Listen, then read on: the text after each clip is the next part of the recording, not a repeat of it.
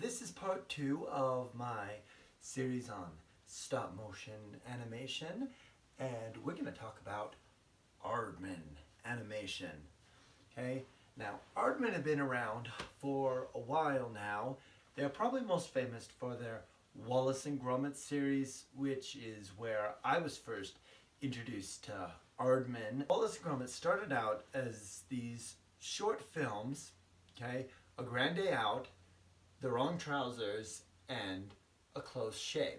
A Grand Day Out is the first one of these films. For those that are not familiar with Wallace and Gromit are this older, middle-age-ish man and his dog.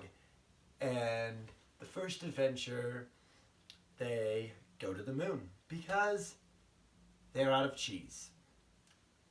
Wallace is a excessive cheese lover, and this is established in this first film, and he wants cheese and crackers. They want to go on holiday, so what are they going to do?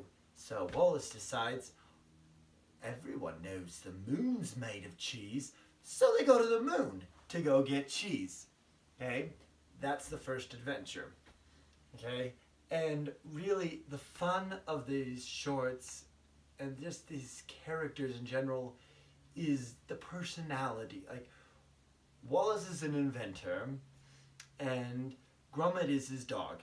But Gromit, whereas he doesn't talk, he's not like a magical dog or anything like that or anything unusual, but the personality that Gromit has is just astounding, and especially the eyebrows. Like, they give so much personality for that dog just by the eyebrows. It is just astounding, and I love Gromit to pieces. And Gromit is by far the smarter of the two.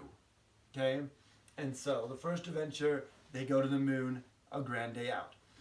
The second film, which is my personal favorite of all of the Wallace and Gromit, The Wrong Trousers. Okay, The Wrong Trousers is, okay, every film has some sort of an invention. Okay, they're inventors. And the second film is these electronic trousers, like these robotic pants. And it ends up being this, I don't want to give it away for anybody that doesn't know it, but all I'm going to say is there is a penguin that shows up into the film. And as the film goes around, it's like, who is this penguin? What is this penguin's intentions? What's it trying to do? And then you have the side story of Gromit kind of feeling secondary towards the penguin, because Wallace is, okay, the penguin is the new lodger. Wallace and Gromit are kind of low on funds, so Wallace decides, alright, well, I'll go put a thing in the window for a lodger, and it's this penguin. Okay, and so Wallace pays a lot of attention to the penguin, and Gromit feels less appreciated. But then Gromit finds and discovers things about the penguin, which I will not go into. Discover the film for yourself. It's a lot of fun. It's kind of like this suspense film, this suspenseful short film, but at the same time it has this goofy humor, and it's so much fun to watch. It's also the first film where the famous, I can't remember what they call it, the breakfast, the waking up machine, whatever, where pretty much it just basically, the morning routine, the bed comes up, Wallace slides down off the bed, a hole opens up on the floor, he goes through the floor, goes into the kitchen, goes right into his pants. Okay, a machine comes up and then puts his each sleeve, and then his sweater, and then the toast pops up, and the jam is flicked, and it hits the toast. It's just, And all of this was done in stop motion. I mean, how they would have had to have planned this all out to get this to work, and it is just, it's fun to watch. Wallace's reactions to things, Wallace's character is like, it's pretty much his reactions that make it so fun. It's like, oh, that was a success, Gromit. Although we might want to do some adjustments. A bit painful on the re-entry, meaning when he goes into those pants and it's like, it's a little bit painful because of how it's like, I don't know, I love Wallace, I love Gromit, and the wrong trousers is a kick from start to finish. It's beautiful filmmaking, it's a wonderful short film, and this was the first of the Wallace and Gromit films to win Best Animated Short, okay? Wallace and Gromit over the years would win Best Animated Short. The next short, A Close Shave, also won Best Animated Short at the Oscars.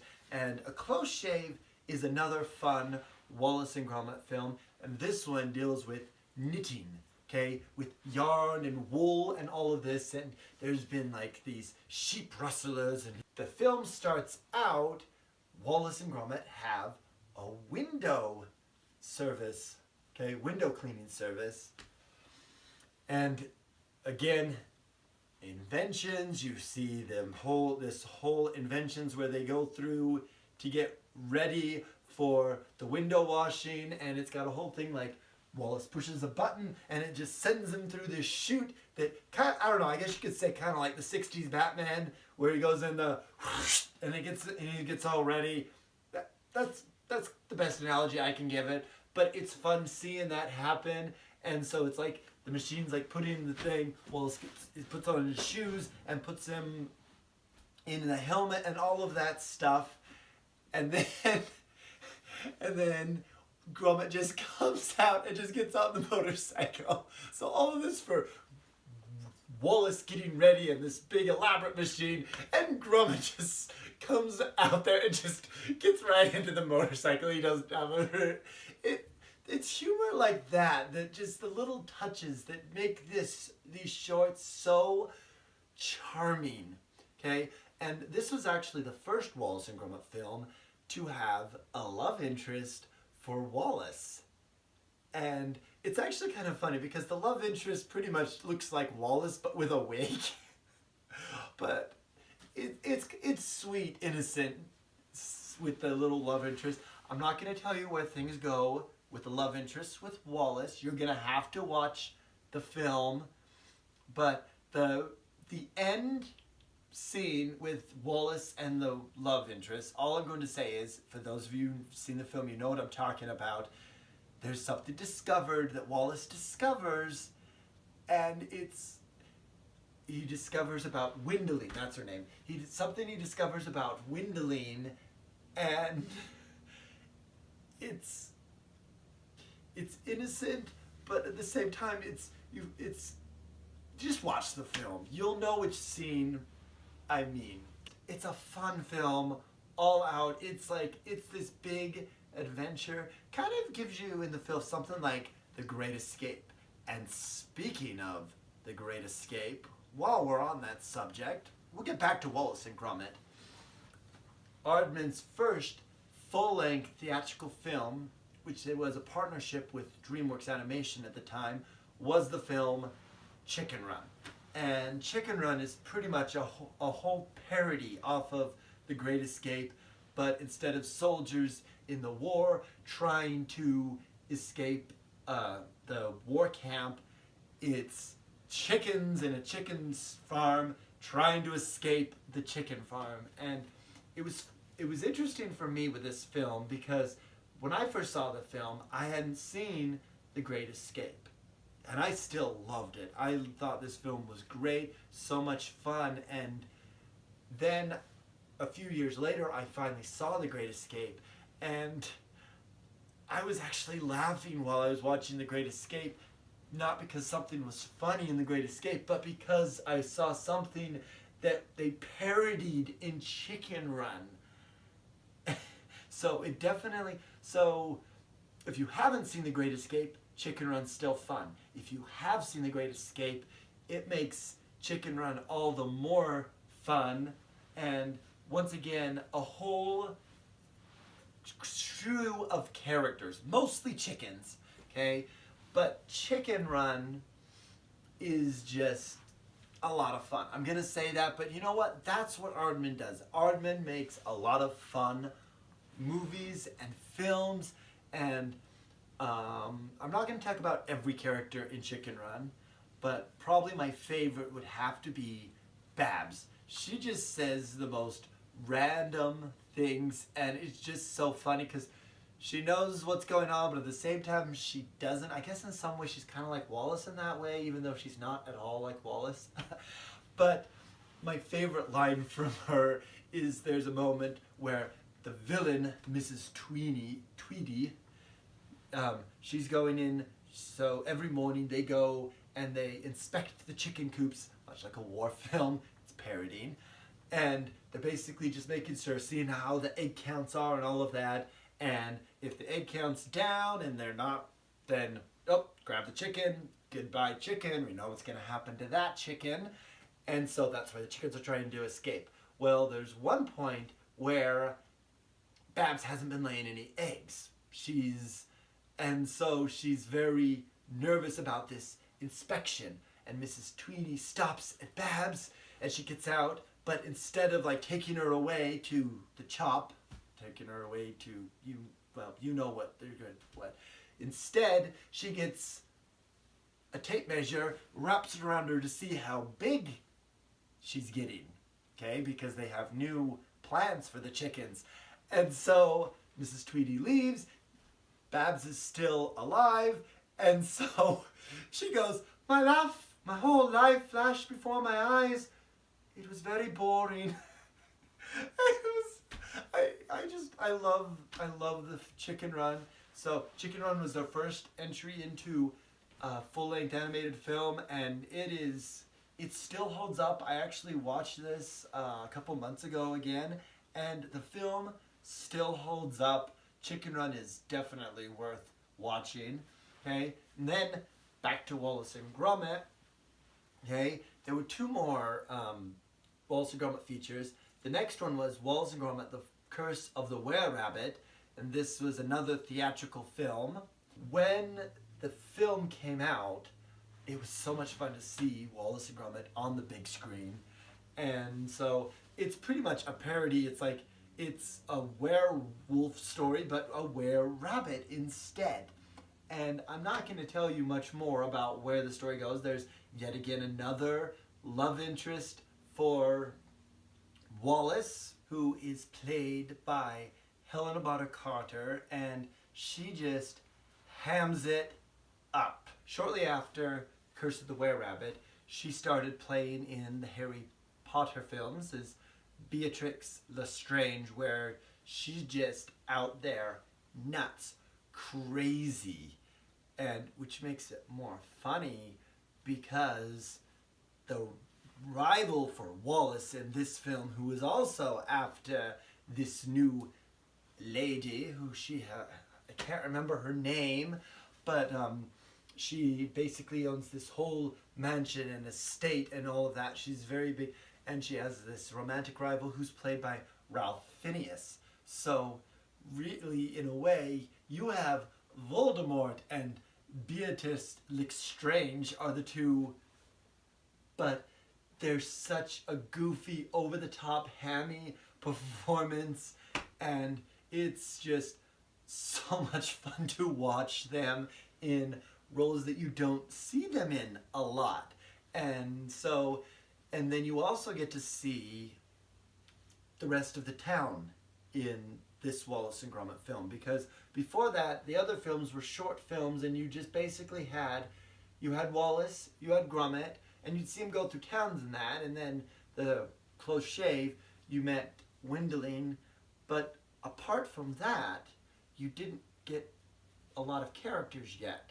So you actually, and this is the first Wallace and Gromit film where it has a whole village of characters. So yes, Curse of the Rabbit is another good entry in the Wallace and Gromit series. Well, the next Wallace and Gromit film was not a theatrical film. Okay, so back to Wallace and Gromit shorts, which was fine. Okay, a Matter of Loaf and Death is another solid entry in the Wallace and Gromit franchise. I personally have not seen this one as much as some of the others, okay? But this one's still fun. I don't think I enjoy it as much as I enjoy the other ones, but there's definitely some good stuff in there, okay? So now Wallace and Gromit own a bakery, so they go deliver. Every film, they seem to have a new da-da-da-da. The first one, you don't know what their job is. The second one, you don't know what their job is either, because the third one, they're the window washers, and then they are pest control service in Curse of the Were-Rabbit, and now they are baking and delivering baked goods, okay? And once again, there's another love interest. I don't think she's as strong as the last one, okay? The last love interest was really fun, and you had the whole rivalry with that, so you don't really get that one as much with this one.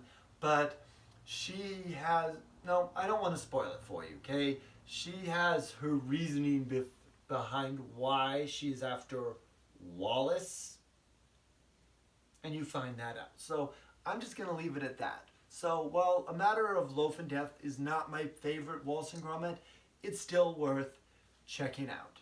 Okay?